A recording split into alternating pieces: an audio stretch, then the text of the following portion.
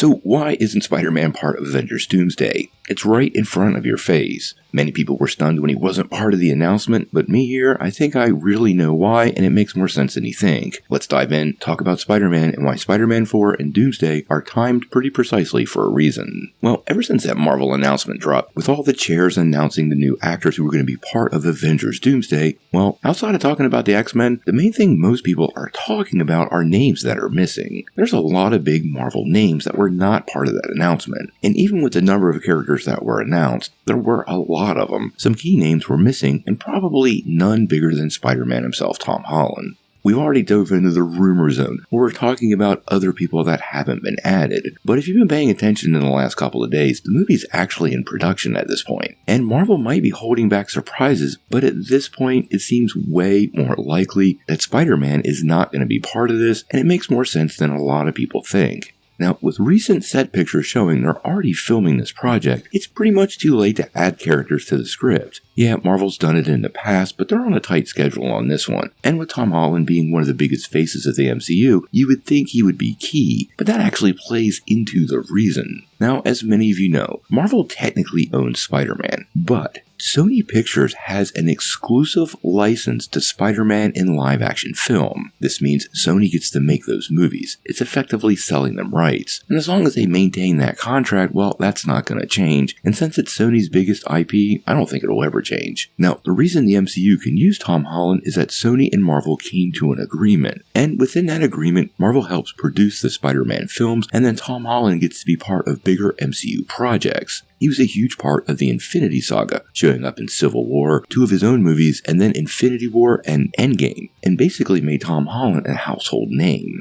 Now, as we go into this new world, well, Holland's contract expired, and when that happened, they had to renegotiate. Now what we've heard, and obviously contract details are kept under wraps, is that Marvel and Sony came up with a deal, and the rumor mill suggests this is probably 3 Spider-Man films and 2 MCU appearances, meaning Holland could stick around for 5 more movies. Now, many people just assume that this would mean he will be part of Doomsday and Secret Wars, and with the 4th Spider-Man movie coming in between, this would mean Tom Holland would have used 3 of the optional appearances he already has, but more importantly, set him up to be not part of any other future MCU projects, and that is the rub. I really think that Tom Holland is not part of Doomsday and will not show up in Doomsday unless it's a cameo at the end or post-credit scene, specifically because Marvel will have a big place for him in Secret Wars. They can build up his role in Secret Wars in Spider-Man 4, and that leaves them with not only 2 more solo appearances, but 1 other option for Tom Holland to be in some other Marvel feature. Now what this is, who knows? I'm sure Marvel has plans for the Avengers going down the road. Spider-Man could show up in another project, or more interestingly, maybe the Fantastic Four, teaming up with one of his best friends in the comics, Johnny Storm.